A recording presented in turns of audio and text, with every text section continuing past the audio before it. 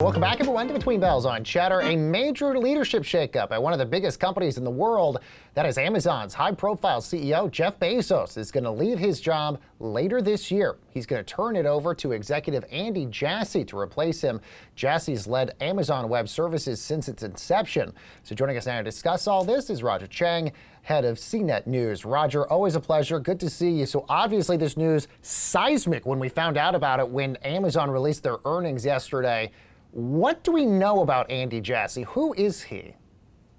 Well, it was a massive surprise. I think all of us were bracing for your standard earnings report, and to get a few paragraphs buried into the press release, the announcement of Jeff Bezos stepping down, was huge.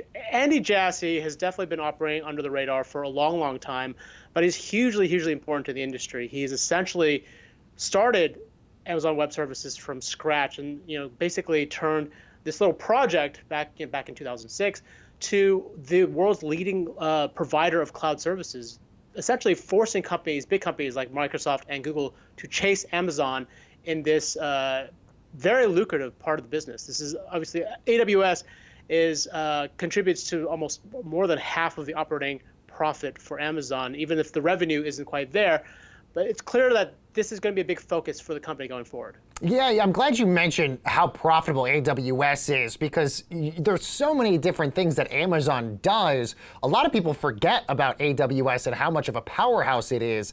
So is that the reason why Bezos is tapping Jassy here? Why was he the right person to take over for Bezos? So Jassy has been a long-time Amazon exec. He's been there nearly the entire stretch of the quarter century of Amazon.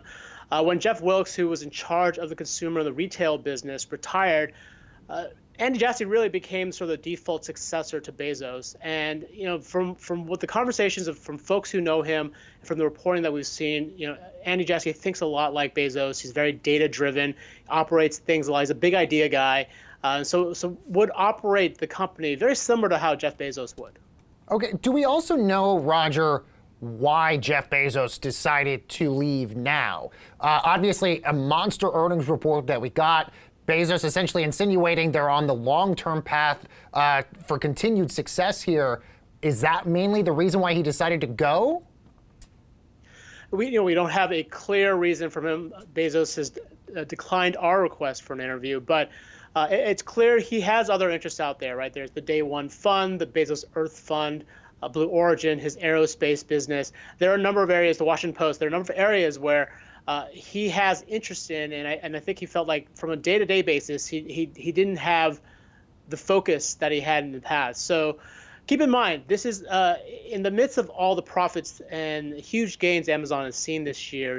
Amazon has faced a lot of scrutiny, especially from lawmakers, right? He's had to appear before Congress, in a pretty tense session. These are things that he doesn't necessarily need to deal with right now. These are issues that Andy Jassy will have to deal with once he takes over. So let's take a look at some of the things that Bezos is going to focus his attention on, because obviously it's not like he's just hanging out doing nothing anymore. I mean, he's still going to be doing the Earth Fund. He's going to be doing the Amazon Day One Fund. Oh yeah, by the way, his newspaper, the Washington Post, as well, going to be looking for a new editor there now that Marty Barron is leaving, and also Blue Origin as well.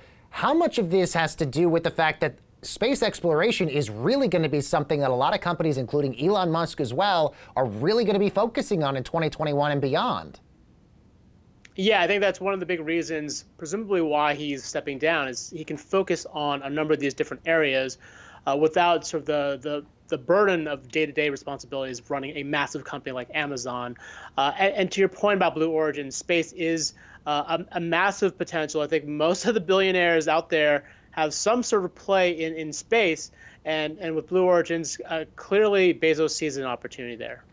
Roger, obviously most on Wall Street bullish about Amazon, bullish about Jassy taking over. Is it just a well-oiled machine at this particular point that its founder and creator doesn't have to be at the company anymore and it can still maintain success down the road? Well, both Bezos and Andy Jassy have both touted the fact that they've got a deep bench of management. To your point, it is a fairly well-run machine.